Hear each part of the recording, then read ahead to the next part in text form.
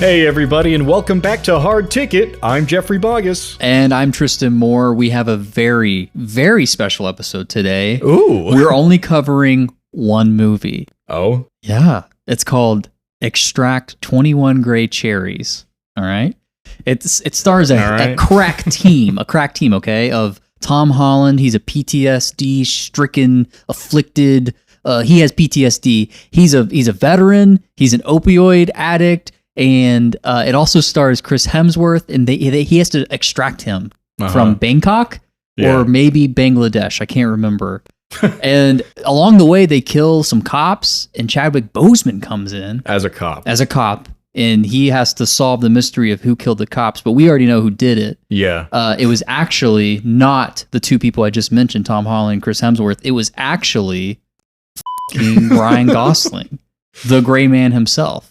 The titular Gray in Extract 21 Gray Cherries. It's a thriller, action, adventure, globe-trotting masterpiece by the Russo brothers. I'm just going to let you keep going. You might have heard of them. I'm just improvising. I'm not going to cut you off. Famous for directing such movies as Transformers 7, probably, at some point. They probably will eventually. You think they're going to direct a Transformers? Don't you think they're a little too big for that? Well, you think Michael Bay was a tiny little indie director when he did Transformers? Well, I don't know. He had to start somewhere, I guess. Big things have small beginnings. Yeah, we're not talking about one cohesive movie today. Although, you know, if you watched all of these movies, they might just all conglomerate in your memory as one single movie. We're watching 4 movies. Yes. This is a 4-movie matchup. It's a fourfer, which is also a first timer for us. We've done 3 movies before. We've kind of stretched it. This is pushing Hard Ticket to the limit. Hey, we are never doing this again. I had a very busy week, and I had to watch Russo Slop on top of it, which is, of course, the topic of today's discussion. Yes, Russo Slop on top. Our first movie today is a film called 21 Bridges. Yeah. Starring Chadwick Boseman. This is a 2019 action movie. I guess, action. Sort of a cat and mouse turned conspiracy thriller. Chadwick Boseman is a cop in Manhattan who is investigating the murder of a whole slew of cops from one precinct. Which we watch happen. It's glorious. I just love action. Nothing against cops, of course. And slowly a conspiracy unravels. Stuff happens. They're in New York. 21 bridges get shut down. There's 21 bridges into Manhattan, and they shut them all down. They do name drop 21 bridges. Yeah. I don't know why exactly they chose that line to name the movie after, but they did. I guess it's less awkward than saying, like, we have to shut down all the parasailing onto Manhattan Island. Can you imagine if, like, every time something happened in Manhattan, they shut down all 21 bridges, like, to let people in and out of, like, probably the biggest borough in New York City. Oh, my God. I don't know. Don't quote me on that. I've only been in the city a handful of times. Yes. All right. Let's go to our second movie. Jeff, I'll let you introduce this one. Oh, yeah. It's great. They're actually laid out in 2019, 2020, 2021, and 2022. We don't miss a year for 4 years. I'll get into why we're doing this afterwards. But the next one up is the movie Extraction, starring Chris Hemsworth. Directed by Brian Kirk, and of course, produced by the Russo brothers. Actually adapted from a graphic novel that they helped write. Really? Yes. Yeah, I was surprised too. I thought there was something wrong. They love adapting comic book stuff, I guess. Yeah, we'll get into that. But it stars Chris Hemsworth. He's part of this task force that's assembled to receive or rescue the child of... I guess he's like a gangster. Yeah. Who gets kidnapped by like a rival gang. I don't actually know the factions in Extract. Why am I describing it? I don't know. I don't know what's going on. It's basically one big action set piece where Chris Hemsworth is trying to protect a kid who is a living MacGuffin, and they even have a conversation about how he's a living MacGuffin, basically. Well, that kid has a personality, all right? He does have a personality. He's a sweet kid. Yeah, he doesn't like violence. Basically, it's just like a rescue mission movie, essentially. It's an extraction. You could call it that, and they did. That is He got extracted. That's what it's called. Let's move on. Are you sure you want to move on to our 2021 film? I'm ready. It's called Cherry. This was directed by the Russo brothers. It stars Tom Holland as the titular Cherry, right? That's his nickname, I'm pretty sure. I think they do call him Cherry. I think. Yeah, they're like, hey, Cherry, go rob that bank. Cherry is a kid from... this is based on a real story. It's based on an autobiography. It is? Yeah. I knew it was based on a book. Yeah, this is real. This actually happened. Everything in Cherry happened. Wow. He's like a guy from, I think, Cleveland, Ohio. And basically, he falls in love with a prepubescent girl, and then she dumps him, and he signs up for the military. Goes to the Middle East, gets traumatized. Well, she fake dumps him long enough for him to sign up for the military. Yeah, immediately he's like, I joined the military. And she's like, no, I was just kidding. Why did you do that? I'm not actually going to go to Canada. He comes back. He's super f***ed up from his PTSD, and he becomes an opioid addict and a bank robber to fuel that addiction. And she also, I guess, decides to become an opioid addict. She makes the conscious decision to become an opioid addict with him. Yes. Because love finds a way. Love does find a way. So that's Cherry. And we'll get into it. But the last movie on our list is The Gray Man, released in 2022. It's a Netflix original movie directed by the Russos, same as Cherry. Yes. Starring Ryan Gosling as the titular Gray Man. He actually has been given a number as a name.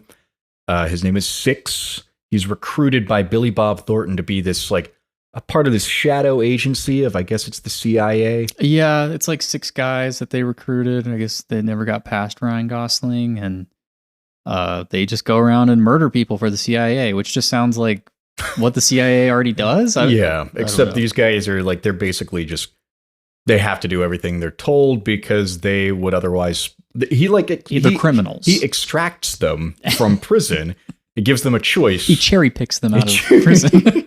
Yeah, and so essentially, like, you know, they become, they call it like the Gray Agency or something like that, or the Gray Agency. The CIA Gray. I don't know. Yeah. But yeah, he goes on a mission to. He gets assigned to kill one of his own members, and that causes a crisis of faith. That member gives him a MacGuffin right before he dies. A medallion that has a. We're saying the same thing. A medallion with a USB drive in it. Yeah. He goes on literally a globe-trotting adventure all around the planet. And it all looks the same. It's beautiful. Okay, everybody. Here's the deal, all right? We are covering Russo Slop in today's episode. 4 movies, not all directed by the Russo brothers, but definitely heavily advertised by their association to them. The first 2... they only serve as producers, 21 Bridges and Extraction, and then they full on take the director's chairs. This is what they did after Endgame. Yeah. This is the trajectory of their career. And then this year, they did The Electric State as well, return to the director's chair. Right before they're returning for Doomsday. Was that next year? Have they just canceled that project yet? I don't really keep up with that stuff. Another thing, though, since you're talking about Marvel, yeah, all of these films star a Marvel star. You got Chadwick Boseman in 21 Bridges, Chris Hemsworth in Extraction, Tom Holland in Cherry. Technically, Ryan Gosling is the star of The Gray Man. I don't think he's ever been in a Marvel movie. No. But Chris Evans is the very prominent mustache twirling villain, almost literally mustache twirling. Yeah. So we have this whole slew of Marvel alum that love money, and I don't blame them. Yeah, it's like after the Russos got big, they did their first big one was Captain America: The Winter Soldier. Yeah, and everybody was kind of like lukewarm on the first Captain America, and then when Winter Soldier comes out in 2014, everybody's like, yeah, but it's actually a political thriller. Yeah, grounded, gritty, political thriller, conspiracy, that kind of stuff. And it was, you know, it's like the Dark Knight of the Marvel universe. Like at the time, you know, it kind of elevates Marvel fare like a step above sort of generic kind of, you know, superhero stuff. Yeah. And from that success, they got Captain America: Civil War, which all I remember in that is they fight on a tarmac at an airport. I did rewatch that movie in prep for this episode as well. You're gonna have to remind me. I will bring it up. Don't worry. And then they also directed Avengers: Infinity War and Avengers: Endgame, which are like the two biggest movies almost ever. The Russo brothers are the third highest grossing directors of all time. The only people ahead of them are James Cameron and Steven Spielberg. Yeah. Yeah, I think it's important worth noting as well that when the Russos were given the Avengers movies, it was after Joss Whedon directed Age of Ultron, which was a very controversial movie. Yeah. A lot of people, I think that like the craze for it died down real quick. And it has a lot of issues that came to the forefront of that movie. And people started to turn on Joss Whedon like around this time. I think Snyder's Justice League like bullshit was about to go down and Joss Whedon got slapped in the director's chair. Then he got some like mild Me Too accusations as well. I think he's just a sexist pig. Love Firefly though. Yeah. I mean, Joss Whedon definitely, I mean, people loved the Avengers in his hands and then they didn't love him in his hands anymore. And then when it was given to the Russos and they got all their toys together in Infinity War, and after they had, proven that they could make a story that people enjoyed after Winter Soldier, people really associate the Avengers movies specifically with the Russos. And now, is Endgame like the highest grossing movie of all time, or is it still Avatar? Probably. I think it's still Avatar, but Endgame is way up there. It's almost $3 billion. Jeez. Yeah. And I saw it 4 times, so I contributed to that. Yeah, I mean, that was an event. It was great. It was definitely something that sticks out in my memory, the audience reaction and everything. It was a cinematic history that happened. And so what did they do afterwards? Well, they took a little break. They took on some producing roles, and they churned out what we are now referring to as Russo Slop, which initially I had a matchup between Extraction and The Gray Man. Yes. And when I pitched it to Tristan, he was like, "Now wait a minute. Let's take a look holistically at the rest of their career." I thought you were going a little too easy on this, and you're being you're setting your sights a little too narrow. And so we looked at their filmography, and we found that there were all kinds of Marvel stars that were in Russo produced or directed work, which provided us a bevy, really, a smorgasbord. Yeah, Russo gruel, slop. We're not going to get tired of saying slop. We're not going to stop saying it. Yeah, no, and the little preliminary research that we did as well was like, all of these movies are like 0.1 stars away from each other on Letterboxd. Yes. They're all like 0.1 or 2 away on IMDb. They all just get the same amount of like lukewarm response. Yeah, which was fascinating to me. Like, yeah, their Rotten Tomatoes were all about the same percentage-wise and everything. There was a clear kind of lowest one, which we'll get into. But everything else, just sort of fit into the same slot, which I was like, that's perfect. Like, that's kind of what Hard Ticket's about in a way. Like, we find these unconventional connections, but we also want to put them up against a fair fight, which we don't always do, But in this case, I think it's a fair fight. It's who can say who's going to come out on top? It's a melee of Russo Slop. It's such a boring brawl that we won't know until it's over and we tune back in. It truly is. Okay, I would like to wind back the clock. Okay, because the Russo brothers, of course, didn't start as like the most prolific directors of all time. They started doing like indie movies and TV. They did this movie Pieces, I think, in like 1997, I want to say. Yeah. And I think that caught the attention of Steven Soderbergh. They started doing some mild work. They turned to television. They got hired to direct these, they're like unconventional sitcoms like Arrested Development and Community. Really what I attribute to the Russos is they get brought in when you have this like kind of large ensemble that isn't necessarily connecting in story beats, but you want to be able to balance them. That's definitely kind of the impression I get with something like Infinity War. Where you have all these heroes coming together. You want to make sure like they all get pretty even screen time. So they started at a smaller scale on television. I don't know. Have you ever seen Arrested Development or Community? I haven't, no. Okay. Arrested Development is great. It's classic, starring Jason Bateman in one of his breakout roles. And also, apparently, the Russos are the ones who recommended him for the role of Michael Bluth, which was a huge career step for him and is just like really important to the show's mythology. So the Russos came from pretty respectable places. Yeah. They're producers, they're collaborators. Like you're kind of talking about the MCU thing. They, in a lot of ways, they are there to execute the checkmate, the clincher. All the pieces are on the board and they're here to see the job finished. Very, very good at doing that. I think Infinity War and Endgame are pretty good movies. I have some issues with them overall, but I'm not going to say they're they were layups beforehand, because they definitely could have gone off the rails with so many superheroes balancing and everything. But it's something that I think the Russos have in their repertoire, which is that they're very economic, they're very efficient, almost down to a science, almost down to an algorithmic science.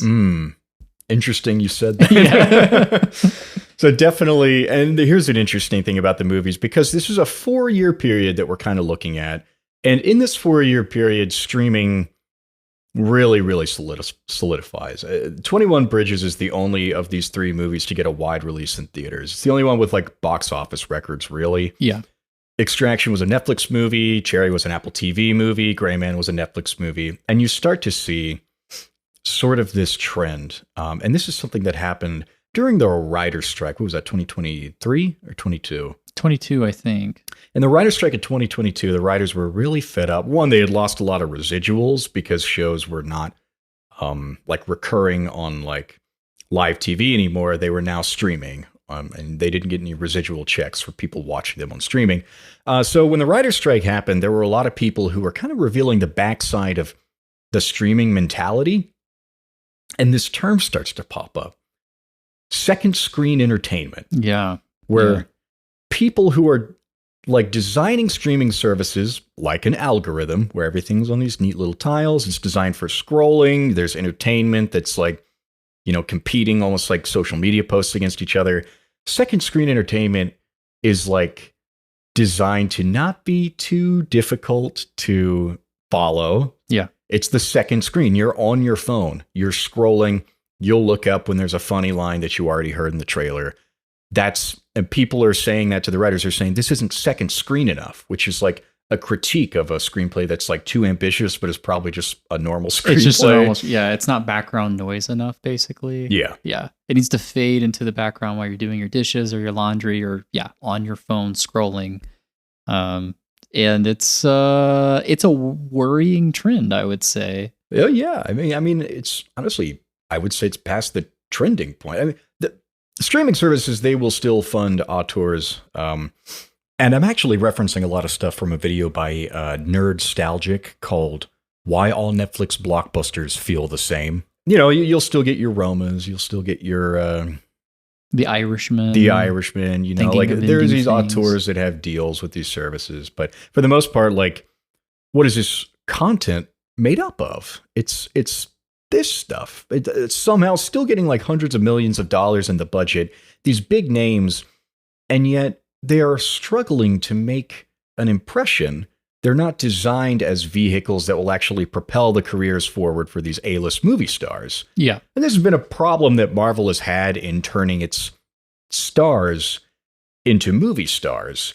It's like a problem a lot of people have cited. There's a Vulture article about it. Quentin Tarantino, of course, had to get his like word in the conversation at some point. But like a lot of people say that these actors aren't the stars. It's the characters. It's Thor. You're not watching for Chris Hemsworth. You're watching for Thor. You want to see what Thor is going to do. You want to see what Spider-Man is going to do. People like Chadwick Boseman, they had careers before they got kind of swallowed by the MCU. Even people like Robert Downey Jr. But whenever there has been a vehicle designed to push these careers forward, like a Cherry or an Extraction, they don't usually lead to anything.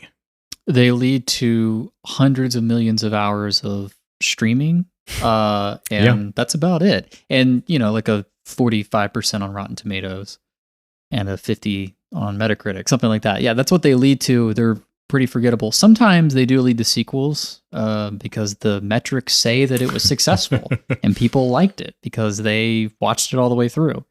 But I what they're trying to do is turn this into a science, into like a mathematical equation, and they've got it down pretty well. Mm-hmm. But you can see, I mean, the proof is in the pudding. They're not making anything really worthwhile.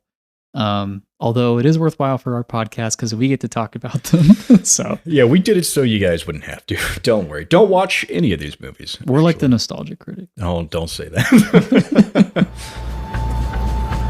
There are 21 bridges in and out of Manhattan. Shut them down. Take it away. Well, okay. Our first movie, 21 Bridges. It's the only one that released pre-COVID, but it wasn't obviously the only one filmed pre-COVID. So it's actually shot in Manhattan. Stars Chadwick Boseman. He's a loose cannon cop. The opening of this movie is Chadwick attending the funeral of his dad, who was also a cop. His dad was an Avenger. They say that. They say that he's an Avenger. Yeah, in the first bit of dialogue, when someone's given a eulogy, they refer to him as an Avenger. That's awesome. Of course. Yeah, you gotta align your cops with your superhero. This is I wrote ruinously propagandistic. Is what I wrote in my notes. But the cops are dirty. Okay. We'll get into that. Also, you could tell from the get-go that the Russos didn't direct this one because the location marking text is small and it doesn't take up the entire frame like it does in a Civil War. Yeah, and it's not like totally flat. Like it's got a little bit more going for the look of it. Lots of kind of noxious yellow lighting because it all takes place like overnight in New York, in Manhattan. So you have all that like nasty yellow, alley lighting and smoke and all that stuff. So I think it's got a little bit more going like look wise. Plus it's got Chadwick Boseman, who is pretty good in the role. I think it's a lean. Don't look at me like that. I just think like he's not written very well. No, they don't utilize it. They got Chadwick Boseman, man. Yeah. Like, looking back now, we only had so many Chadwick Boseman movies after this, and this is what we get. That's a shame. It is a shame, but you can tell that Boseman's got the juice in this movie. Like you can tell. You can tell that he's being restrained, basically. Well, that might be true. By creative toxicity. I don't know. He does not. I mean, I don't really. There's nothing significant about his performance in this movie. Not significant, no. But when you're comparing it to the other Russo slop, it sticks out a little bit more to me. But this is the kind of movie that like begins with the funeral and everything, and then flash forward like 19 years or something like that. We're in 2019. Apparently, there's a huge crime epidemic in New York at this time. I looked up stats. Like violent crime had been decreasing since the 90s in New York, and was like at the lowest it had been since the 50s. Like at the end of the 2010s, it did spike during the pandemic. Oh yeah. But yeah, I don't know. It's just like for some reason they have an axe to grind against violent crime. So sort of like a Bronson movie or something. The kind of movie that starts with like a shelf that has like a Blue Lives Matter flag on it, a picture of the dad, and a picture of the Twin Towers. And it just sort of like pans it just so you just know what kind of family, what kind of person you're dealing with here. Then the inciting incident. Two guys drive up into an alley. They pull up into this alley, this nondescript alley, and one of them turns to the other guy and he says, "It looks just like how you described it. It looks like any other alley in New York City." I was like, brilliant. I was like sucked in. There aren't any lights. There's bricks on the buildings. Yeah. Oh, there's like rats in the alley and everything. Yeah. It looks just like how you described it. Yeah. They go in. They're doing like a whole like they're trying to score like what is it like 30 keys of they think cocaine? They're getting like 30 kilos of like cocaine, and it turns out there's actually 300, and they're like, holy shit, man, we hit the mother lode. They're like actually scared because they're like, what do we do with all this cocaine? They think they've been set up, and basically the cops show up, but they weren't called. Right. They just showed up. They start knocking on the windows. Yeah, they're being all nice. It's 8 cops, I think, is how many they end up fighting and killing. So there's one guy who is like a kind of like a trained killer. I think he was like ex-military. He basically does all the killing. And then there's the other guy who's sort of the brains of the operation. Yeah. And he is uncomfortable with the killing. He's a criminal with a heart of gold. There's certainly a role that ex-military men take in a few of these movies. Yeah, most of them. Actually, all of them, I think. A villainous role. Yes. Yeah. Oh yeah, he's a cold-blooded killer. He kills all 8 cops. Pretty ruthlessly. That gets Chadwick involved, and he's like, "We gotta catch this cop killer.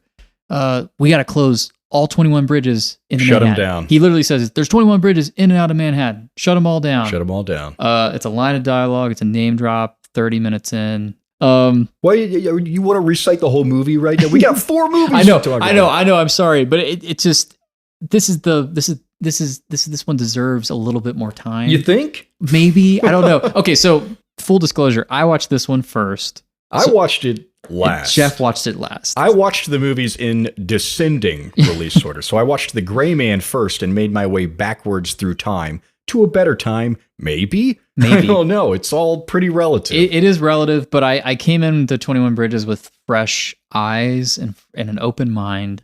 So I feel like it holds a special place in my heart. Because by the time you get to Gray Man, what the hell?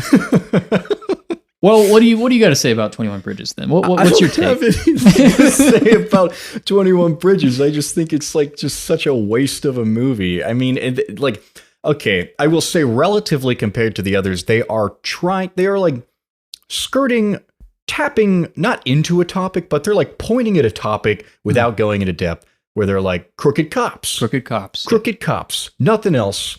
Well, nothing more to say. Crooked cops. Yeah, some of them are crooked. Is the position of 21 Bridges. It is a film steeped in cop culture. Yeah. But it doesn't do the whole like one bad apple ruins the bunch kind of thing. It's more like one good apple can redeem the entire institution of cops in New York. Very helpful. Yeah. Yes, very packageable. And I will say, like... But it's an identity. This movie, look, spoilers, Chadwick Boseman wins. He takes down the corrupt cops. He kills them all. He basically kills them all, yeah. And he ends police corruption in Manhattan, I guess. Well, it was all part of the 80-something precinct. It was like 84th precinct. Right, in that one precinct where, like, I guess everybody was corrupt. Crooked. Headed by J.K. Simmons. Yeah, who ends up being kind of the villain at the end. And, you know, he's a working class hero, actually, because... Right, they again, there's like, they're playing with they could be sympathetic, but...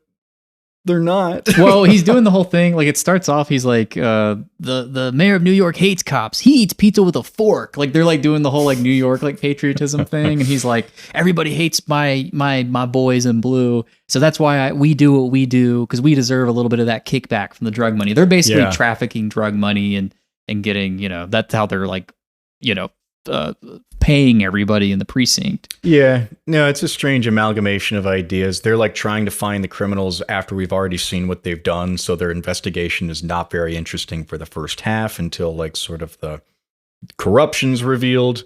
There's like a weird James Bond swelling score at a lot of moments where they're like closing down the bridges, and the movie ends with a shot of Chadwick Boseman driving over a bridge. I just don't understand why they chose to focus on the bridges in this movie. I don't know. I'm sure somebody thought that was symbolic. This movie was originally called 17 Bridges. What's the difference?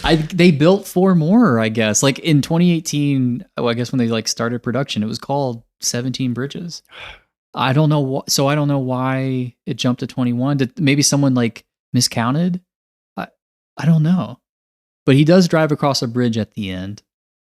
Does he go back into Manhattan? Yeah, because he was in Brooklyn when he killed J.K. Simmons in his own home. So, yeah, I wrote that it was like a fantasy for the justice that actually enacts. Yeah, and there's a lot of that in these next 3 movies of like Alone.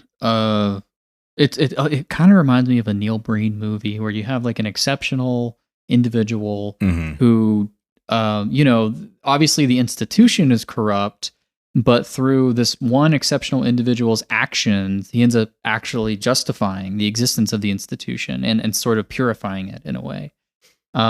Which is a fantasy, like you were saying. I think that's a fantasy. That's just too simplistic. I don't know. You can't. It's not like looking to tackle any complex themes or anything. No, not really. I think at the end of the day, it's a competent kind of cat and mouse game where they're trying to find the guys, at the initial inciting incident and everything, and then eventually turns into like a conspiracy thing. It's something you've seen a million times, but it could be done a whole hell of a lot worse, which is the best I can say for it. It's also got a really high body count, and it's surprisingly got a little bit of grit to it, which I was a little surprised by. You do see a lot of cops die in this, which is not like you feel like that would be like, some censors would kind of get upset about that, but no. Well, they were crooked. It's almost like the Hays Code, They had to die. Yeah. I don't know. Yeah. I mean, contrast that with, the rest. It's like try to muster up a little enthusiasm for Russo Slop. Okay, here's the interesting versatility that we're covering is like that is our token propaganda movie right there. Of course, there had to be one. Extraction is like your special ops, your like gang war kind of movie. Cherry is your ex-military like PTSD movie, and then you say that like Cherry can be put in a box and it can't. Cherry is definitely the most inconsistent out of all the movies, that's for sure. Extraction, I would argue, is the most consistent. It has a look for sure. Mm-hmm. It's very yellow. It's a very yellow movie. I thought it was orange, but I'm colorblind. Orange, yellow. Yeah, no, it's definitely got like a really heavy tint on it. It's got that like, and I attribute this to Breaking Bad, where it's like every time they're in Mexico, it's like yellow. It's basically the Mexico filter. Which then became like shorthand for like anywhere that's like a desert where the bad guys are, quote unquote. There's a tint to it. So here we're not even in the Middle East. We're like in Bangladesh. That's where the bad guys are. So it's orange. That's weird. Yeah, no, it's definitely there's probably something problematic there. It's definitely like I can't keep track of all of the different like there's an Indian drug lord, there's a Bangladesh drug lord, there's ex special ops. There's two groups trying to get the kid, and they're not necessarily like aligned, right? But you can pick out Chris Hemsworth and his blonde hair and beautiful blue eyes. Does he have blue eyes? Probably. He's also like 6.5 feet tall, and he's like walking around Bangladesh with like everybody in Bangladesh is like short basically. So he's just a hulking mass, and he would stand out in a crowd anywhere, I think, unless he's like in Sweden or something. He just is very distinct. I mean, this is the type of movie that begins with Chris Hemsworth. His introduction. It's like him and like two buddies who we don't learn their names. They're not important. They're like lounging on a giant cliff face. With water down below. And I saw the cliff and I was like, he's going to jump off that cliff at the end of the scene.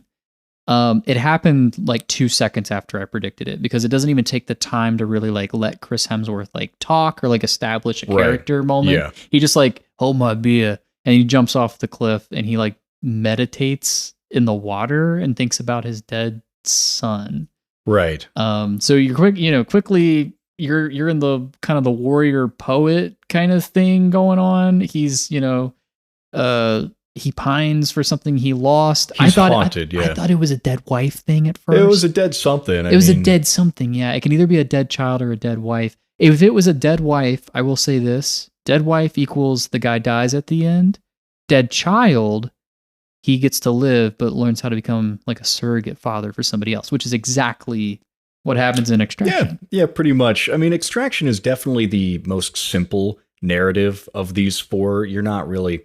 I mean, I say that even though I can't keep track of like all of the competing forces in it, but at the same time, it's like it's very telegraphed that Chris Hemsworth and the kid, this is like, as long as they're okay, everybody else is going to be shooting at him except for the woman from Patterson. Patterson's wife. If you ever wanted to see Patterson's wife shoot an RPG, Extraction is the movie for you. Yeah, it's got the answer. But other than that, it's really just like a big, long kind of action sequence. I will say Extraction is probably the movie that was the most like what I was expecting from it.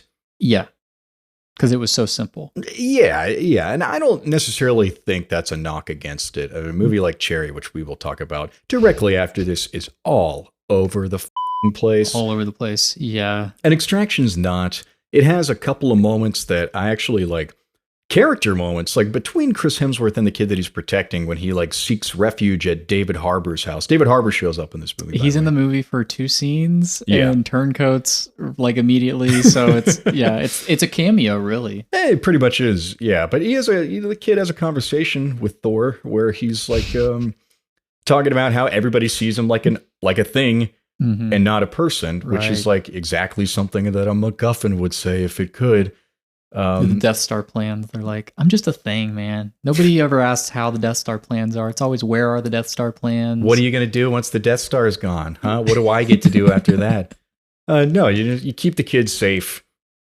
It's that simple. It's very simple. Yeah, you keep the kids safe. They have a little discussion where they talk about Chris Hemsworth losing his son. His son died from lymphoma. That's something you can't shoot. So Chris Hemsworth couldn't deal with it, basically. Yeah. And basically he starts to become like a surrogate father for this boy named Ovi, who, he is the son of a crime lord. Yes. You very quickly establish, though, that he is a normal kid with normal friends and normal, anxieties about getting a girlfriend. And he might be a rich kid. He might be the kid of a drug lord, but he's a cool kid. Like there's nothing wrong with Ovi. He's completely uncomplicated.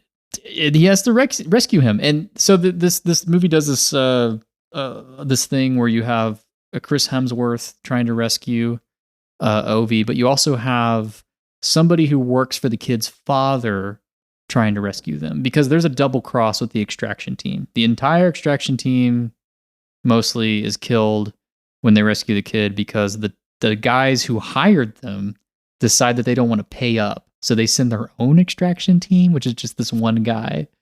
He's a one-man extraction team. He's a one-man team, extraction team. And he's also a dad. So you have that like emotional connection and that parallel.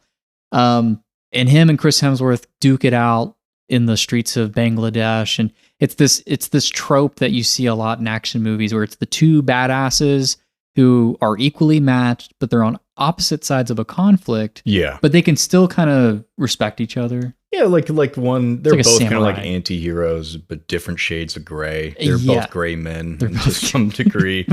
Meanwhile, Grayscale. the direct villain of this movie is like throwing kids off of rooftops. Oh, and yeah, stuff. yeah.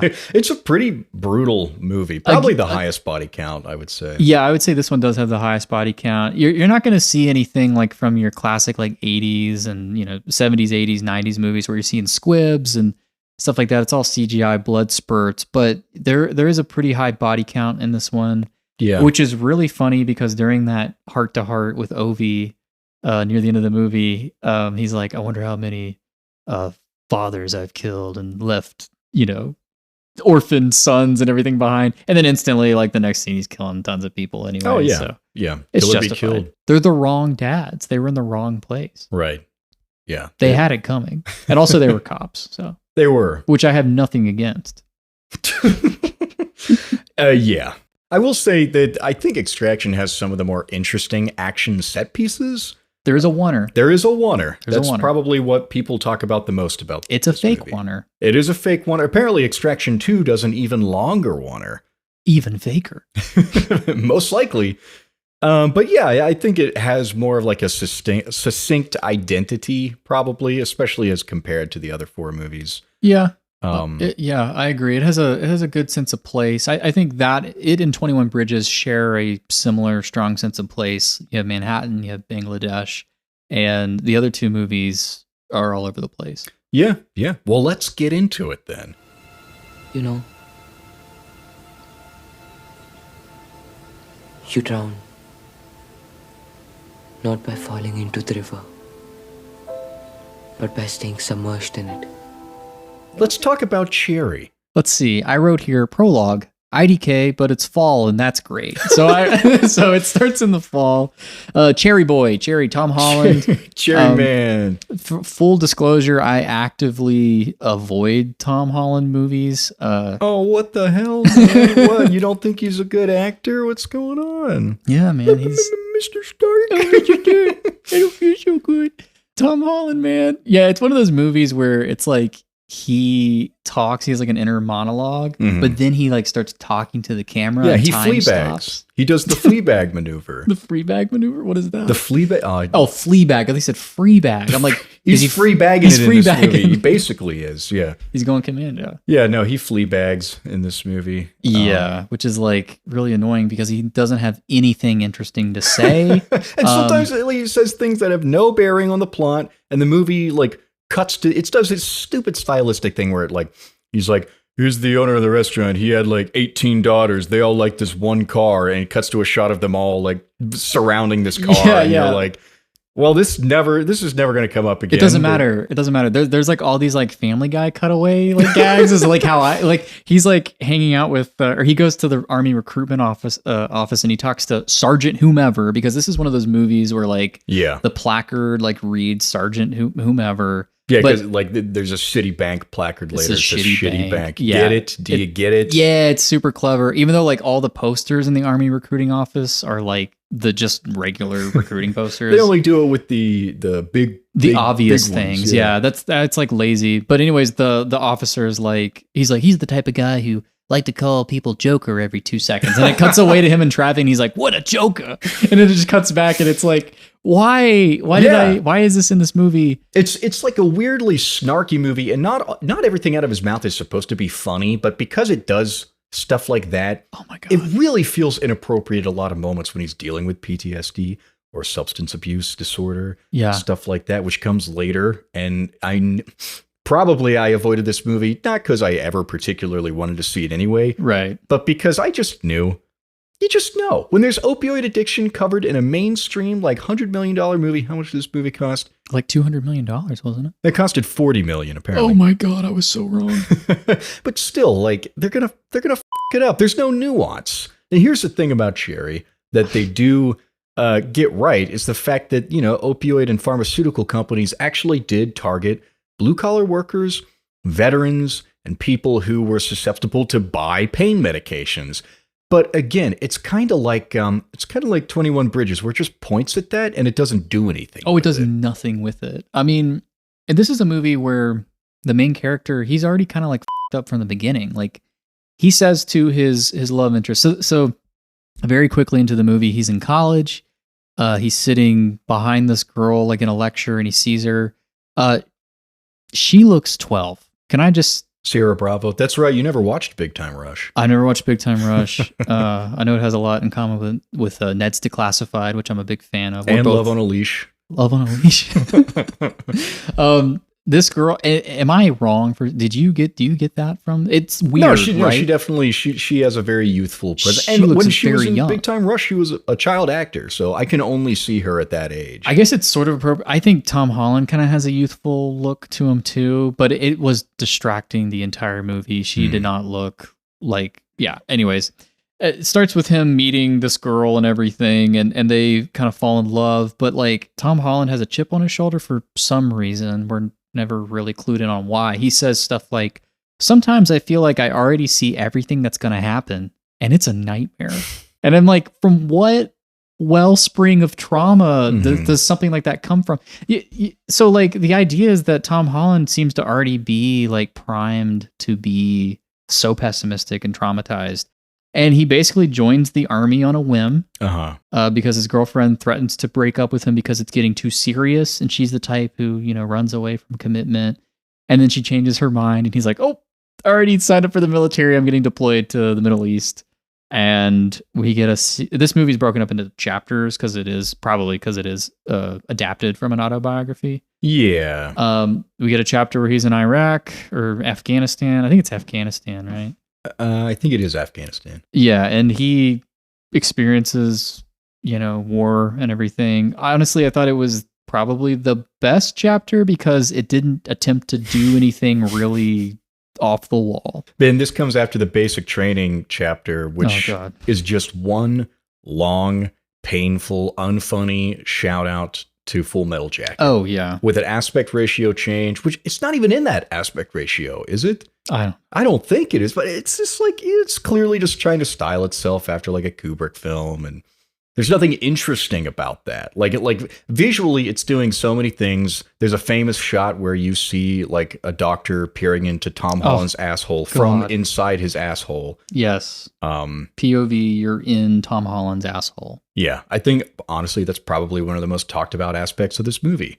Yeah, it has to be because it's vulgar. I think. Well, it's gratuitous and unnecessary. It's so unnecessary. And that is really this movie to a T. Like all the stylistic flourishes. This comes after Martin Scorsese makes his famous declaration that Marvel movies are not cinema, they're theme park rides. Mm-hmm. And of course, the king of the theme park, the Russo brothers, the kings, they decide, you know what, Marty, we're gonna teach you a lesson. That's how I imagine they talk. They probably talk. You know what they look like, right? They kind of. I don't know. They look like guys. They cameo in like every single one of these movies. Oh, that's true. Yeah. Yeah. It wasn't one of them like one of the guys in Trauma, like in Endgame. He's like, my partner disappeared. And stuff. Oh, yeah. Yeah. Yeah, he was. Yeah. Anyways, so they were like, we're going to make a real movie and it's not going to be boring. It's not going to be formulaic. It's not going to be, whatever. It's going to be a real movie, Mr. Scorsese.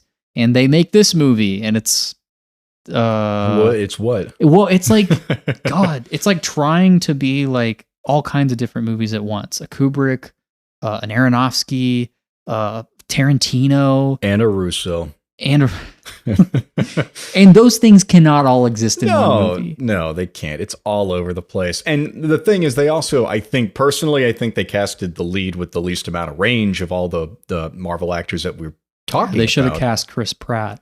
There are moments in this movie where Tom Holland reminds me of Vin Diesel's performance in the Fast and Furious movies. Like, damn, that's damning. Yeah, she's like, there's a moment where Sierra Bravo looks at him and she's like, "Do you love me?" And he's like looking at her with his eyes rolled back in his head. It's just like, I think I adore family. You.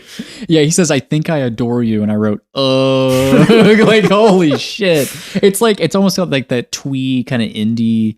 Almost like a 500 Days of Summer thing. Like I just can't stand it. Yeah. Meanwhile, he goes in the car, like he's addicted to opiates and he's just like screaming in his car. But it's like, if we ever get past the stigma of like opioid like abuse disorder, and we look at this like, this is going to be like a Forrest Gump level of just like overacting performance where somebody is just like, what do you think he did to prepare for this? Watch Black Hawk Down? Like, is that the only thing that he did?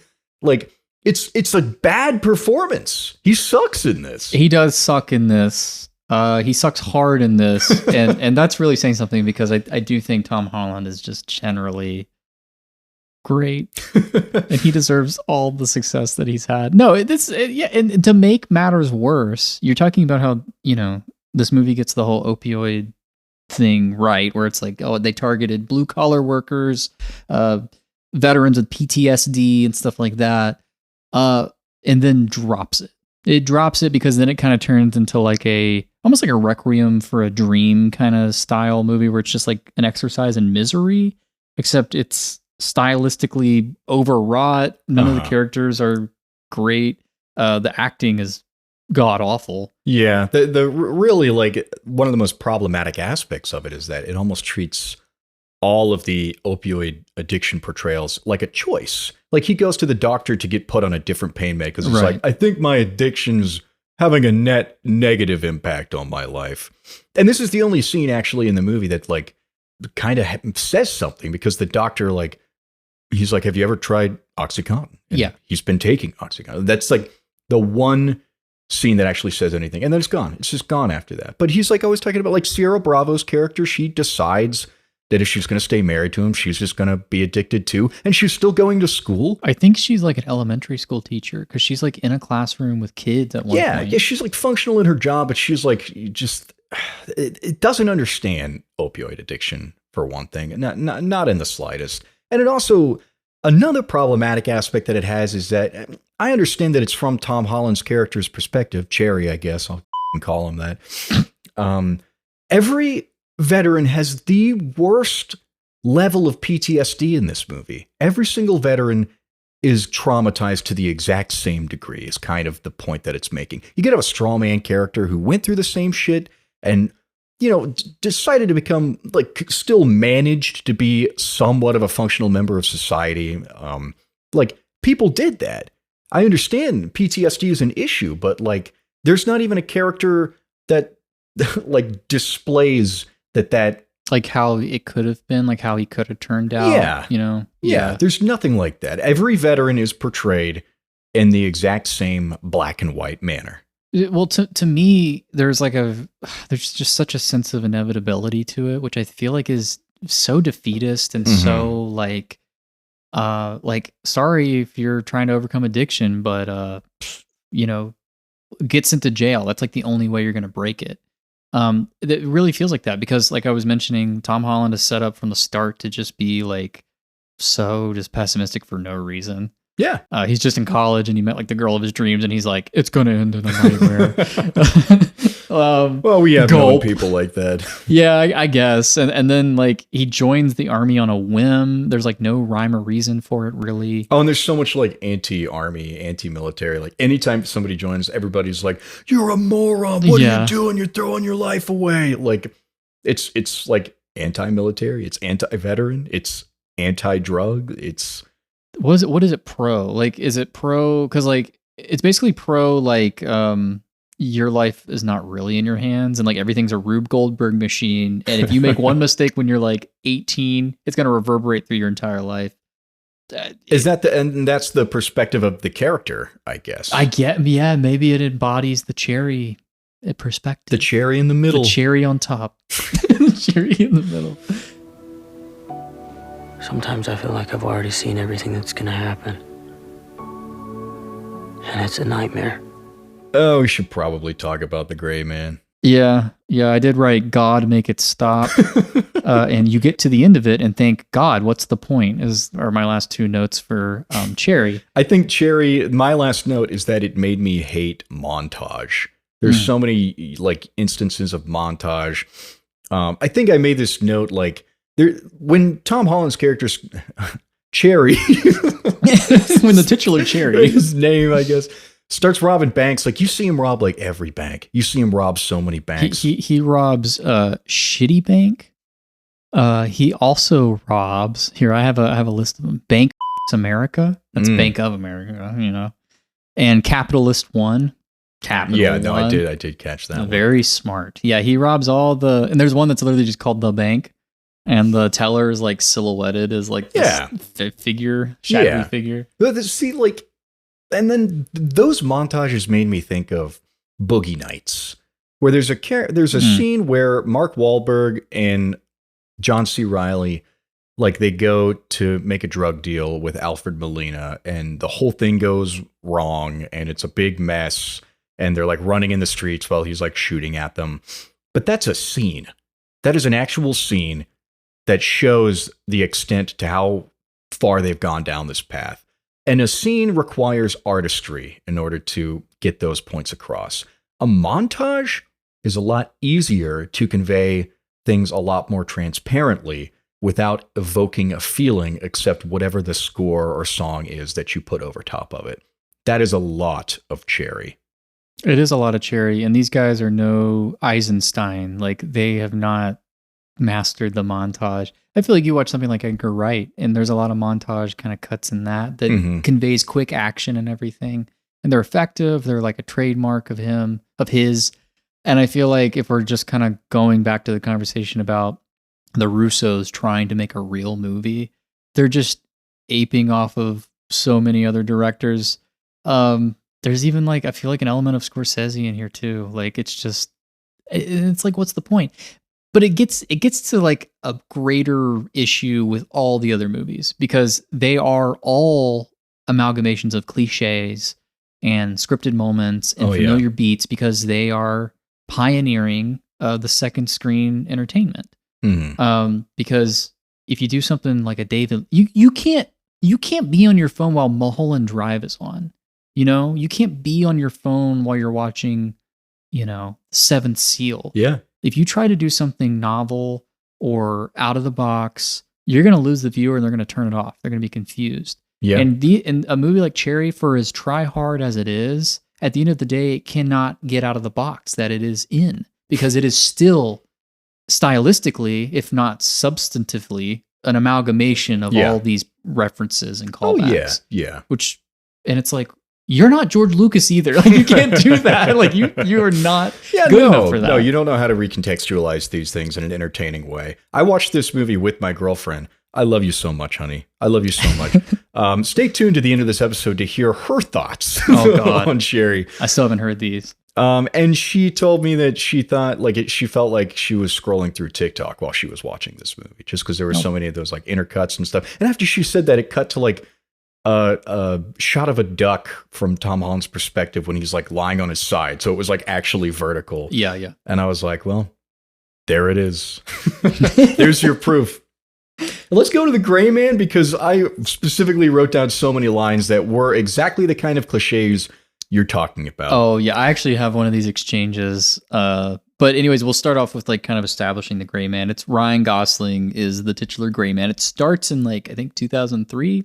He's in a Florida State penitentiary. There's a crime uptick in man. Yeah, they had to close all the bridges. I will say in Extraction, they close all the bridges into like the island. And they don't make a big deal. Yeah, they didn't name Extraction like 14 bridges or whatever. Anyways, so he's like in a prison, and Billy Bob Thornton, who's like a government operative, works for the CIA, shows up, and he's like, I'm going to commute your sentence, but you have to work for me for the rest of your life. And Ryan Gosling's like, sure, that sounds great. It starts with him like in, oh God, I don't even know, because this movie quite literally jumps around location. It has to be like close to 24 times. Does it start in Shanghai? That sounds maybe right. I think you might be right. I don't know, man. It's in Asia somewhere. Yeah. I know it's in Asia. Maybe it's Hong Kong. No, Hong Kong is where Billy Bob Thornton's daughter lived in the estate. How could we forget they're in big, bold, white letters every time? Every time there's a new location, it's big, bold, white letters. Yeah, same as like, I mean, Civil War. Captain America Civil War got a lot of flight. People were just like, I know it's London. I see the Ferris wheel. You told me to put London across the screen. But they did. I mean, that's like one of their tells, I guess. Yeah, so we start the movie with him. He's on a mission, and they're like, you got to kill this guy. And Ryan Gosling is like 2 floors below this man, and there are like glass panes between them. But so he's going to shoot up through the floor to shoot this guy. And he's like, I can't shoot him. There's a kid in the room. And like, that's how you establish that Ryan Gosling's actually a good guy. Even though he was a murderer and he was put in prison, you find out later he actually just murdered his dad. So I imagine he just abusive dad. Wait, I should say abusive dad. Yeah. Turns out he just committed patricide. Yeah, he just killed his dad. It doesn't matter. But no, I imagine that like every time he kills somebody, it's like what's the Polka Dot Man in Suicide Squad? He just imagines they have like his dad's face when he kills them. And he's gonna assassinate this guy, and then ends up finding out that he was also part of this team, the Sierra Six. And he gives him like a flash drive. He gives him a flash drive. He's like, he gives him like a floppy disk. He Venmos him. He Venmos, yeah. He gives him something. He gives him some information. Anyways, Ryan Gosling gets out. Ana de Armas is there, and she's like a good guy. She's working on the inside for him, basically. Yeah. But gives him before this. She gives him a gun. It's like a squirt gun, and he's like, "I don't have a permit." And she says, "It's not that kind of party." And I'm just like, do you guys hear yourselves? She's just like super literal. She's like, oh, you're going to need to apply for a permit. Like, she has like the paperwork that she hands him after that. It's just like a naked gun gag, basically. So shortly after this, you have Ryan Gosling on the run, and you have the people in the CIA. And here we have another trope. It's the CIA has been infiltrated by this like one bad guy. He's the guy from Bridgerton, the Duke of Hastings. You've probably never seen Bridgerton. Oh, you have. Dude, this guy sucks. Oh, he's so good in Bridgerton, though. He's awful in this. He's really bad in this, yeah. And he's basically like, we gotta kill Ryan Gosling because he's a thorn in my side. And the lady who's there, and she's like, you're gonna call evil guy? He's so evil. And he's like, he's evil but effective. Then it smash cuts to Chris Evans, the evil guy. The evil guy, yeah. And he's doing some evil shit. You know, you've seen this. You've seen these beats. You know this movie. Yeah. I will say this movie is PG-13, which took me completely by surprise. Oh, interesting. And it's reflected in the fact that the body count is a little bit lower. And there's no like squibs, there's no blood. And all the anything like that. censors lost interest when they were watching it. Yeah, it just slipped past. Yeah, they missed the scene where Chris Evans is just hanging dong in the middle of it. Yeah. That does not happen, by the way. Speaking of dong, I think Chris Evans says something like, I'd rather be punched in the dick. I'm going to get to that later. Okay, well, because they also say that in Cherries. Damn it, that was what I was going to get to. It's like both Russo brother movies, and it's like punch you in the dick. Yeah, the thing. ones that they direct, they include the line, something about punching you in the dick. Tom Holland actually gets punched in the dick in Cherries. That's true, as he well. does. Actually, maybe it's the thigh. They were going through like a phase. Yeah. They were nut checking each other like every day at the Because office. I watched these in reverse order. I heard it in The Gray Man first, and I wrote that line down, and I was like, how would you... I made a note to ask what you would call that type of humor. That's like, punch you in the dick That's is like... frat boy humor. Yeah, it's like intentionally just like doesn't roll off the tongue, but it's funny because of that.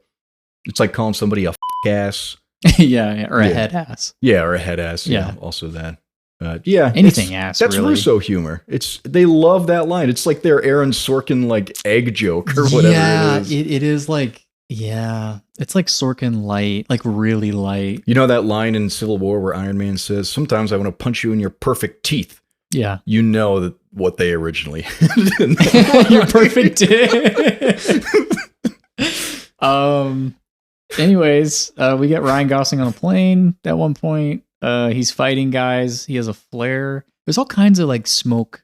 in Oh, this but don't movie. forget the cutback, the flashback. How could I forget? How could I forget this movie? I don't actually know where it happens in the narrative, but there is a flashback, I guess, to cap Act 1, if this movie has acts, where Ryan Gosling is watching Billy Bob Thornton's, I think it's his niece. It's his. Yeah, it's not his daughter. It's his niece. Yeah, he like babysits her and like bonds with her in a really stilted way where he's like protecting her from people who invade the house and like develops sort of like a fondness for this kid. So it's like almost like a found fan. It's like Extraction. There's your Extraction. There's your Extraction thing connection. right there. Yeah, and it's funny because who did it worse? And it's really hard to tell. Yeah, you get like the scene where like Six is like, she's like, "What do you have tattooed on your arm?" And he's like, "Oh, it's a Greek guy. He pushed rocks up hills." Oh, you wrote this down too? Yeah, I was like thematic, like in big block letters, you know. Yeah, like, this ooh, is the he's myth of Sisyphus. Sisyphus just blew up in like the 2010s, and It's like the ship of Theseus, like Yeah. because it was in WandaVision. Like everybody's like, Yeah. "It's like the ship of Theseus, bro." yeah, he's like, this guy's got to push a rock up to the top of this hill, and then like when that scene ends, she's like, wait, does he ever get to the top of the hill? Mhm. And Gosling says, I'll let you know. Yeah. You wait a beat, I'll let you know. Get in, kid. Yeah. If you wanna live, you'll do exactly as I say. It's like that kind of You movie. son of a bitch, I'm in. Yeah, It's that. I mean, this goes along with the second screen stuff. Like all of these lines are punctuated in a way where like if you're scrolling and you don't hear dialogue or heavy action for a second, you'll look up just in time for him to say, it's not that kind of party or something like that. Mhm. Something like that. They're all curated that way. They're algorithmic movies. Yeah. Anything else to say about the plot of Gray Man? The plot, I wrote here, Gray Man drinking game. Take a shot every time they're in a new part of the world.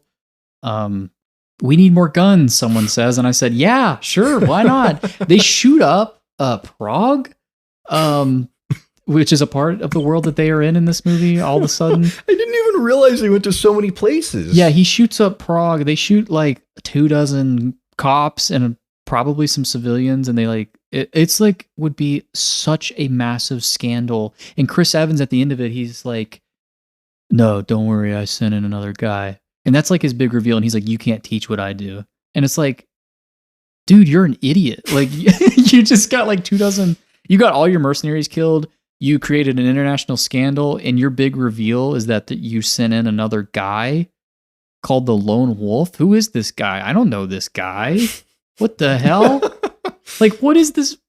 Oh, and then he calls him a Ken doll. Yeah, he does call 'Cause me. Ryan And, Gosling. they knew that they were going to make Barbie at this point. So That's one of those moments where you look up from your phone and you're like, oh my God, Ryan Gosling. wait a minute, rewind it, He's going to be in rewind it. Barbie. That's the best thing about the streaming experience is that I can rewind it and make it even longer if I want to.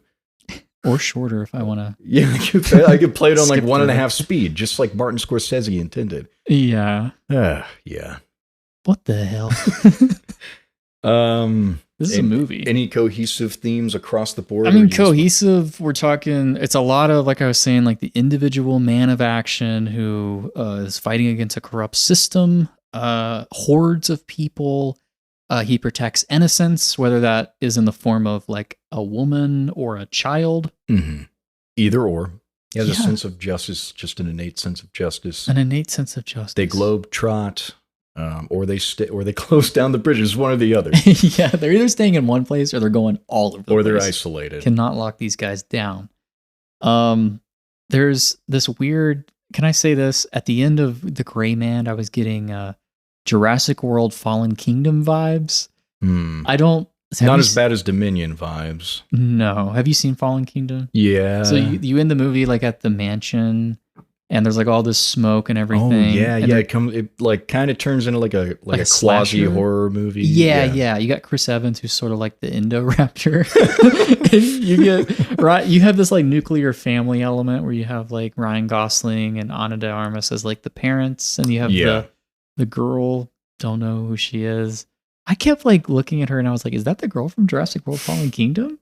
Or is that like the girl who plays Murph in Interstellar? Like I couldn't. Was it any of them? No. I don't know who she is. She might have been in The Girl Who Believes in Miracles. Oh man. I will say, well, when I looked up from one of these action sequences, I was like, is this movie over? Like one of them just ended. And then Chris Evans runs into this hedge mage and I'm like, like, we have at least half an hour. Oh, but dude, that's another epic Greek mythology reference. Obviously, he's in the labyrinth. It could also be a Stanley Kubrick Shining reference. I will say we're talking tropes.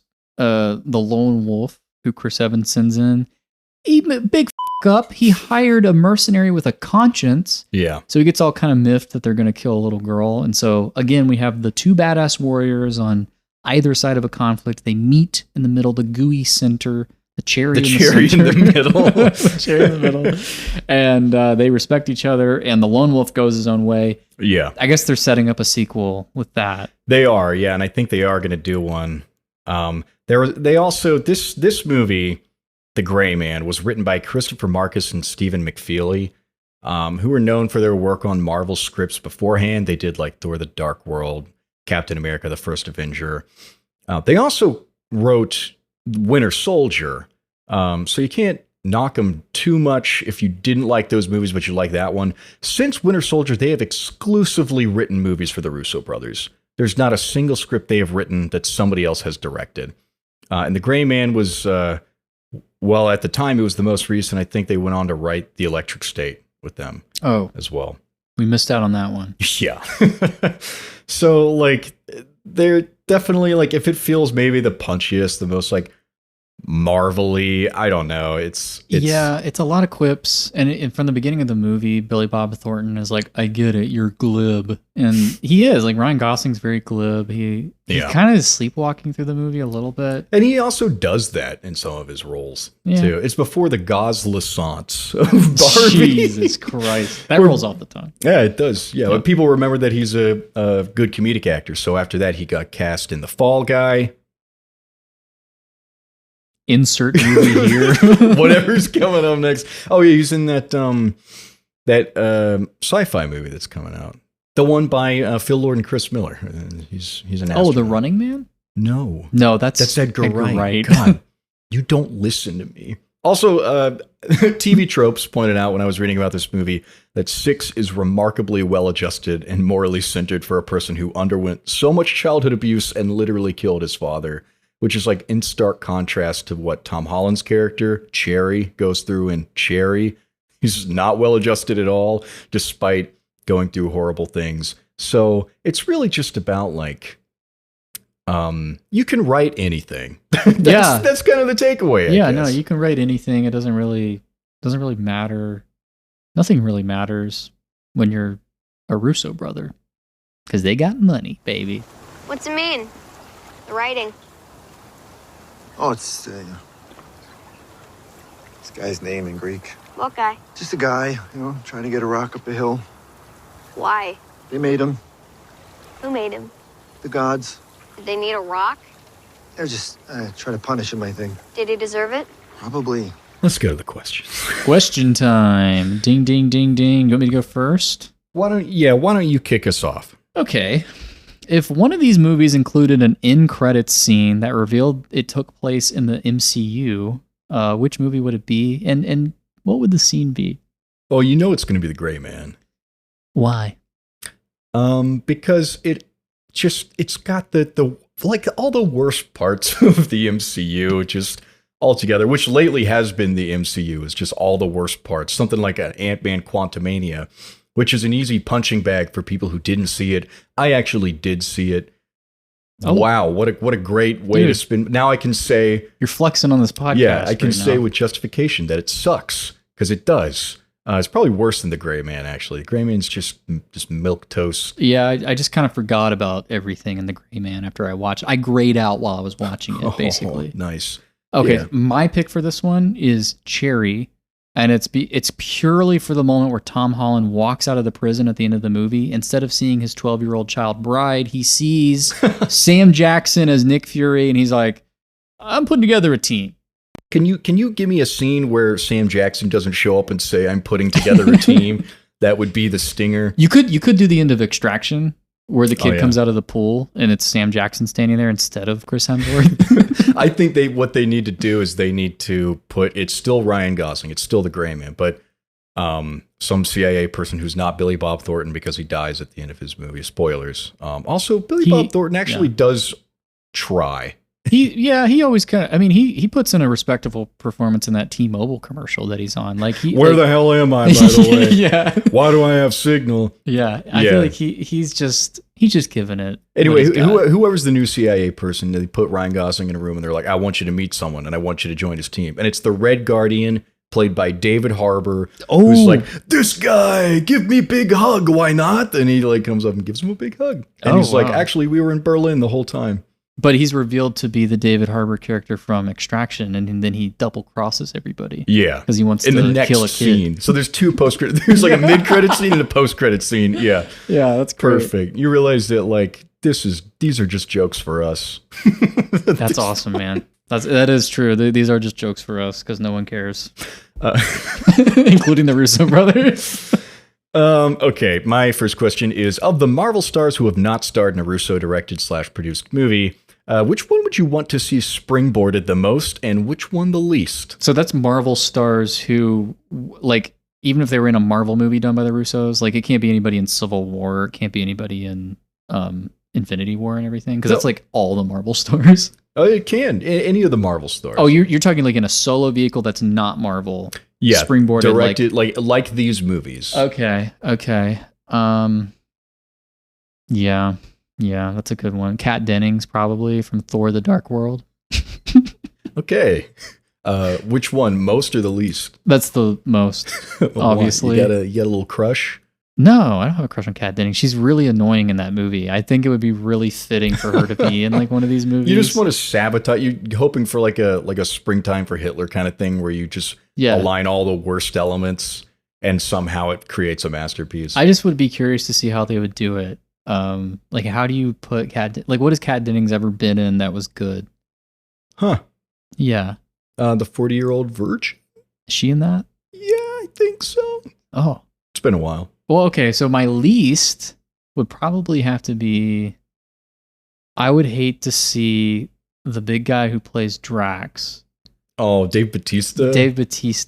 In one of these, because I feel like he would just do the Rock thing. He would just be like the Rock in this movie, and I would be pissed. Yeah. Because he's a good actor. He is a good actor. He deserves more than Russo Slop. He does, you're right. I think it'd be really interesting to try to make an action star out of Paul Rudd.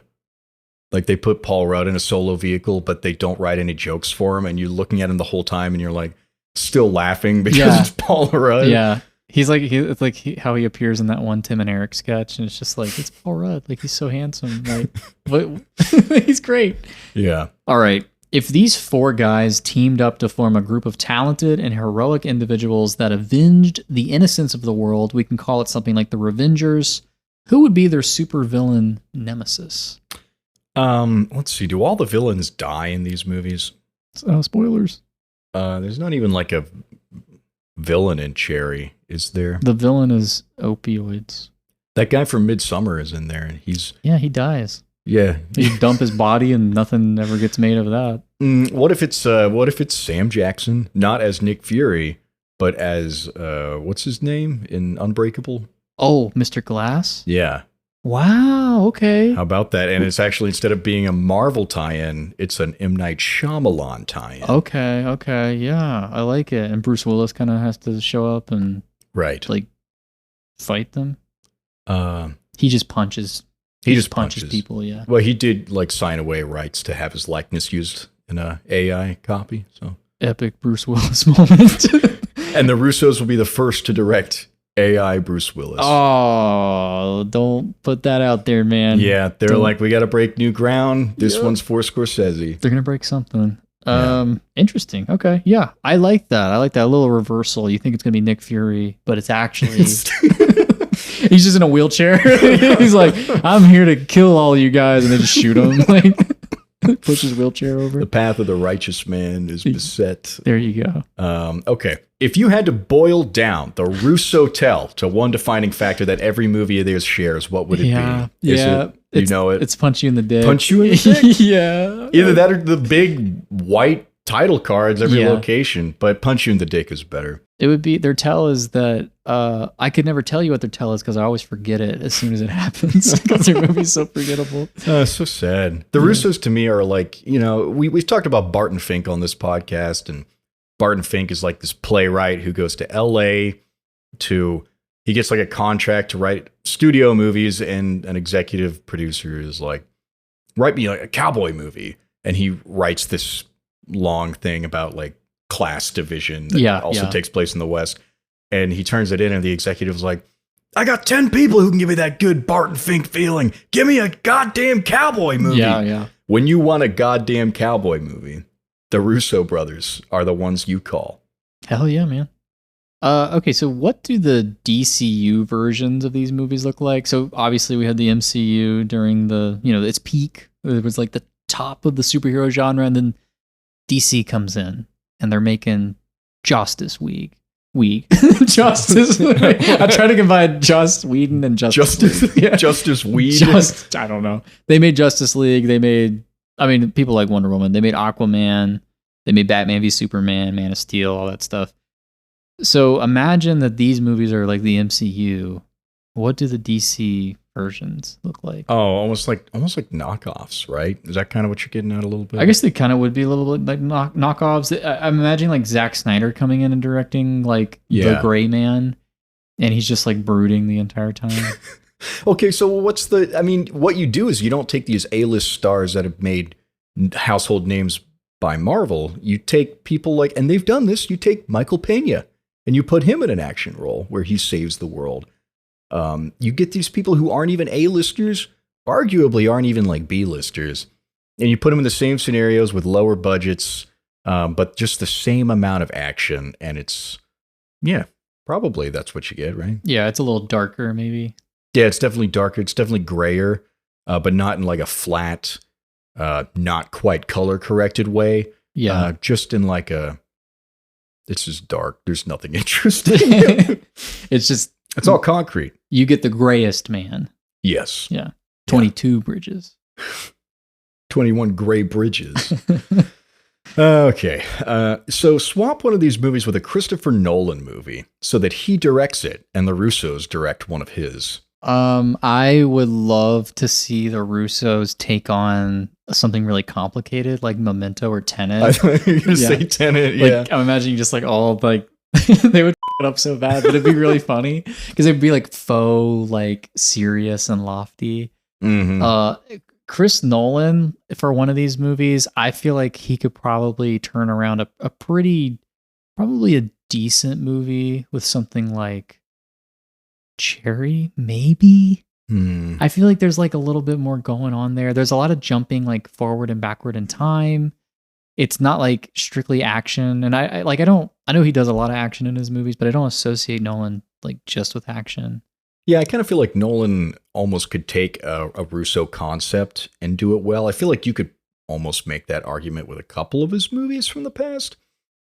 I definitely think Tenet would be a good one to see in the hands of the Russos. But also, what about the Dark Knight? You want to see their Dark Knight? Oh, that's movie? true. I guess that's their superhero movie. Yeah.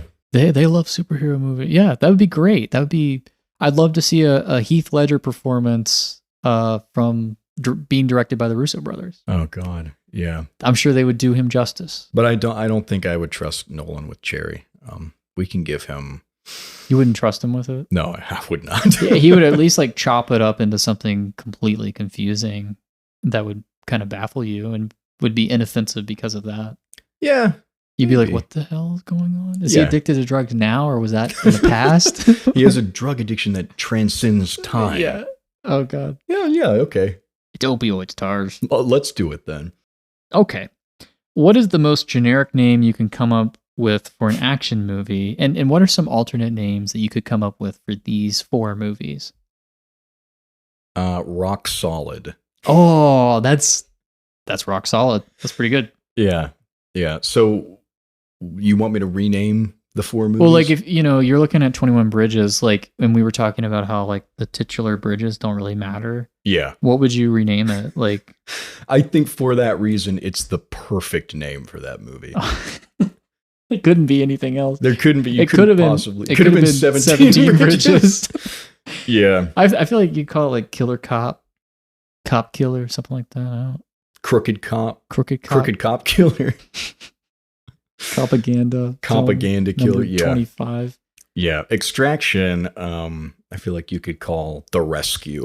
Oh, yeah. Working title, The Rescue. The Rescue, yeah. I like that. Insurgency.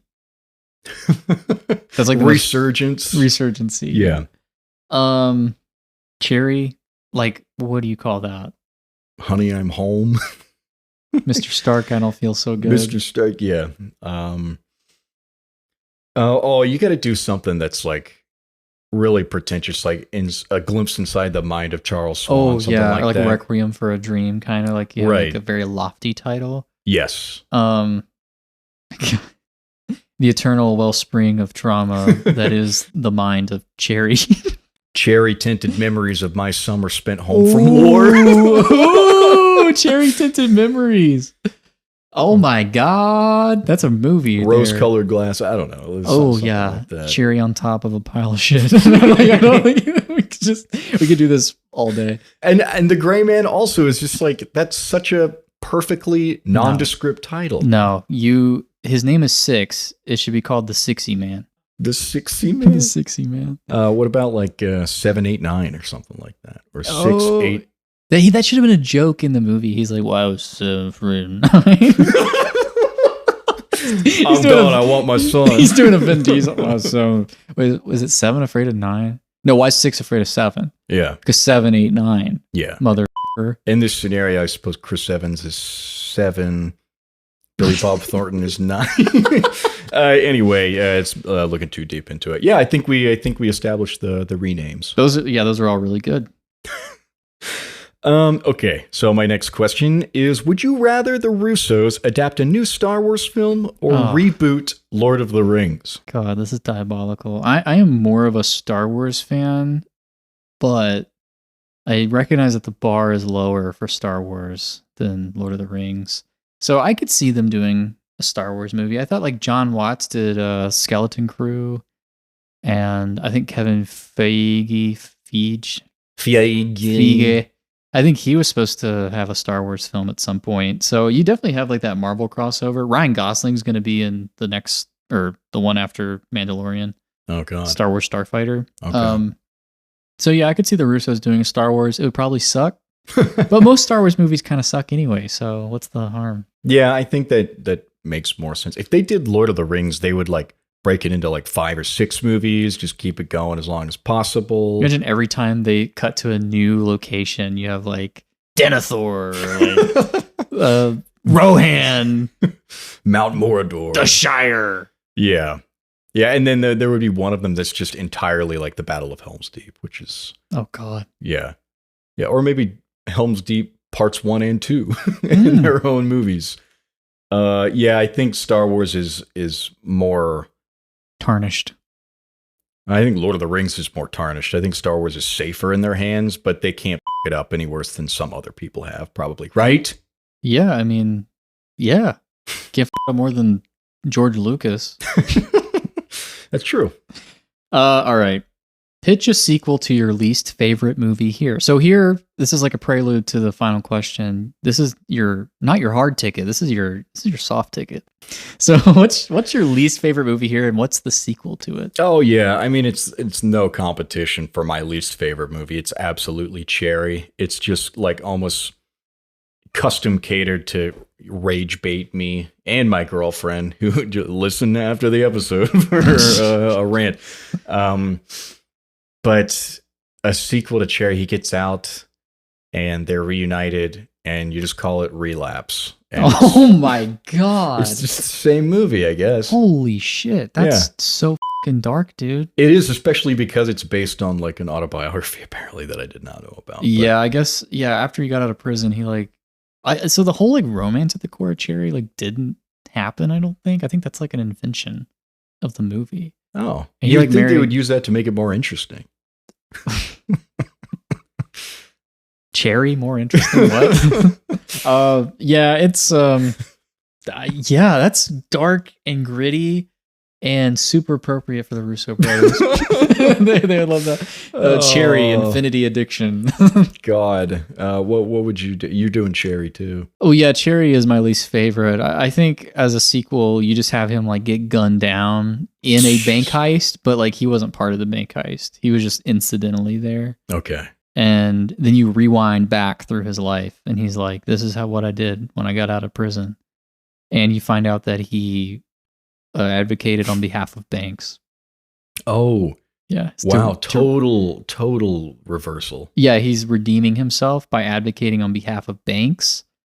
But then in the end, you find out that he's actually become, you either die a hero or you live long enough to see yourself become Cherry Boy. And he gets f***ing murdered. You can cut all this. If a cherry is too big to fit on top, cherry is Cherry's too too big big. to exist. Oh, that's great. That's great. Yeah, I'm not watching either of those. Okay, next question. How do you feel about second screen movies? Do you think there's an argument for them? And if there is, should we at least call them something else? Is there an argument for them? Noise entertainment. Yeah, I mean, I'm always open-minded to things, and you know, we have like background music and stuff all the time, and there's like art that you see like in public that is like designed to not be offensive. I think of like the Kroger like bubble figures and Oh, stuff. yeah. You know, it's like corporate art and stuff. Hotel rooms. Hotel stuff like rooms. that. I Yeah. mean, you have Hallmark movies already. But You I have think Hallmark movies, my yeah. grandma's very attentive to those. Oh, there you go. So I think there's naturally going to be a place for them. Yeah. I don't think they should exist, but I also think that comes down to more of an issue with like our economic system. Like I think I really think it's incentivized for them to exist because that's where the money is. Yeah. So if you're asking me personally, do I think they should? No, I don't see really a justification for them.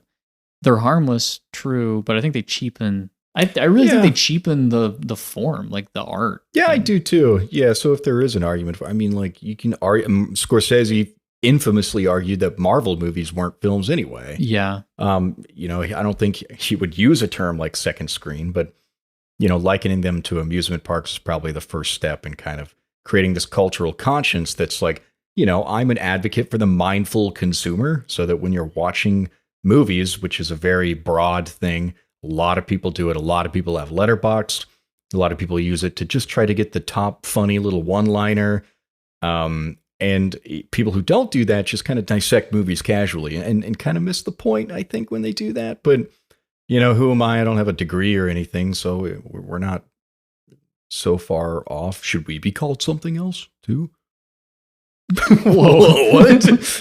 Sorry, dude. Suggest your alternate name for us. You went gray man on me. I stopped paying attention. Great out there, man. Yeah. I mean, hey, we're somebody's background noise right now. You know, somebody is doing the dishes or folding their laundry while they listen to us. Hey, It's not that kind of party. It's not that kind of podcast, bro. So, I mean, I think there is a place for background stuff. I don't know. I'm sure that someone's going to come in the comments and be like, when I was grieving the loss of my partner and I was so bereaved, I just needed something on to tune out the thoughts, you know? Yeah. The PTSD. Yeah, maybe Tom Holland should have put on the Gray Man instead of tuning into opiates.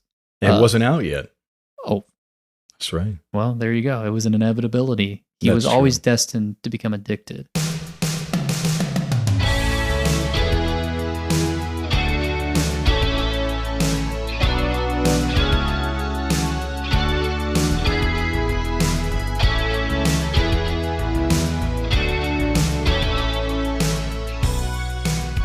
It's the end of the episode. Wow, wow, wow, wow. Now we have to rank these movies. We already have our bottom picks. You and me both. Cherry, number 4. Number 3. You want to do it like this? What's your hard ticket? What's number 1? That's what I'm here for. You don't? Okay. And we'll go down. No, you're just harshing my mellow a little bit. Okay. Okay. Yeah, I guess what we'll do here is I'll just say what my hard ticket is.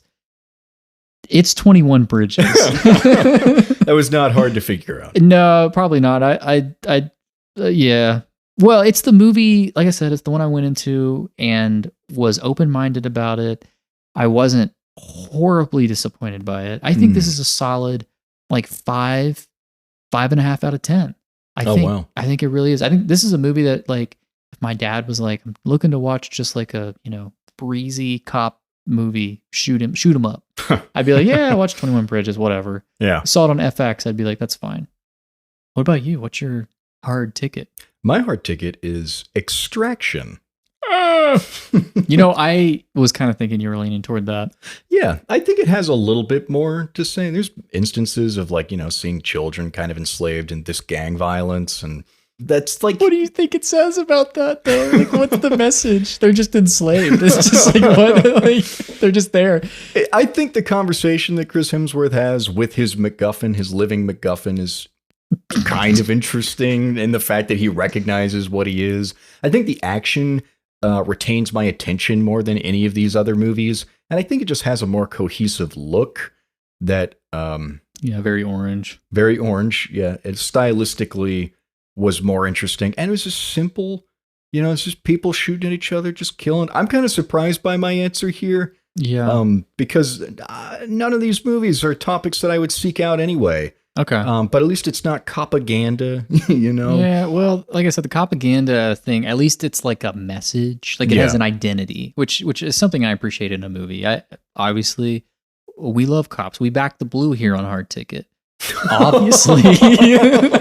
Oh no. my God, bad time for me to gray out. Yeah. You're like, yeah. Yeah, whatever, man. No, I mean, obviously I don't agree with like the politics of 21 Bridges, but like it does have like a bent, like it has a point of view, and I appreciate that more than. And Extraction's my number 2. Yeah. 21 Bridges is my number 2. Yeah. So there you go. Oh, okay. So then Gray Man's number 3. Yeah, it's just a perfect number 3 out of 4 right there. Gray Man could be the worst because it is so forgettable, and I grayed out watching it. Yeah. Yeah. But they really, But Cherry's like offensively bad. I think if you're someone who maybe is a little like intrigued by how bad Cherry could be, Yeah. I could see you ranking it a little bit above. But for me, it was mostly grueling to get through. Yeah, it's the Cherry does like it's trying to get your attention more, and it kind of succeeds, and then it does terrible things with it. Yeah, it's like a little kid who's like always tugging on your shirt sleeve. Yeah, yeah. Whereas the Gray Man is just like I barely remember anything from it. So Do you yeah. remember the trap door in the guy's Oh yeah. apartment? Oh, I just remembered that. Why does he have that? I don't remember. I will ask you this: who do you think turns in a better performance, Boseman or Hemsworth? Boseman. Yeah. Okay. Yeah. I think Boseman was a better actor for sure, but Yeah. I honestly think Hemsworth played his part like he was given more to just react to. He's an action star. He's an action character.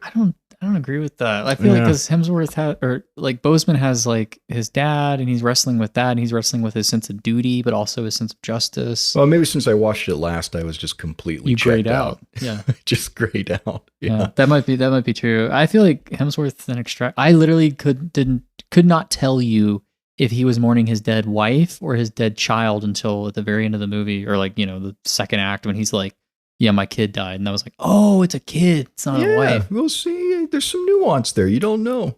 Oh, that's true. Yeah. It's a thinker. It makes you want to go to the thinks. And everything else is a stinker. But I believe that's going to do it for us here at the Gray Ticket.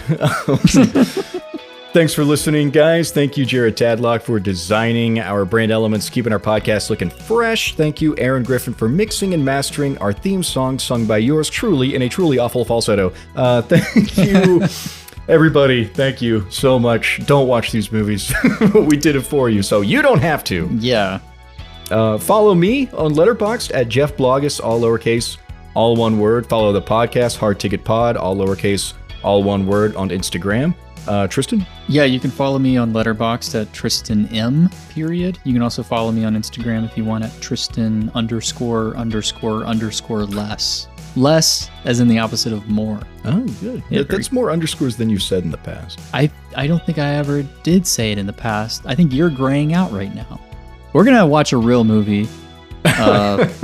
So we'll see y'all at the movies. Yes, we'll see you next week when we cover Big Shark versus Sharknado. Real cinema. It's a hard ticket at the movies. Which one will you watch? Let's decide. It's a hard ticket at the movies. This is like, yes, it's uncomfortable to watch to a certain degree, but it's also very palatable, kind of glamorized in a way that makes it easy to watch. You can cope with it. You don't have to feel any guilt yourself or any strong emotions to how you have personally perceived these issues. It's exactly what you think about them. It's exactly what you think about these issues. That people just got burned alive and shot to death in the Iraq War, came back, and then wanted to kill themselves and resorted to drugs. That's the end of the story. That's why we have homeless veterans, not because the system actually forced them to do those things. If there was more emphasis on the ways that the military system forces people to resort to these things. I feel like the people who made this, because they're, you know, all rich as hell, never have to worry about money again in their lives, are thinking, you know, I recognize that big pharma is an issue. Or I recognize that certain people were targeted. I'm not going to do the digging. Mm-hmm. I'm just going to write it to the most basic. So it's like, are they actually making a statement? Maybe they think they are, but they're making a statement that these are issues. Period. That is the end of the statement. Yeah. These are issues.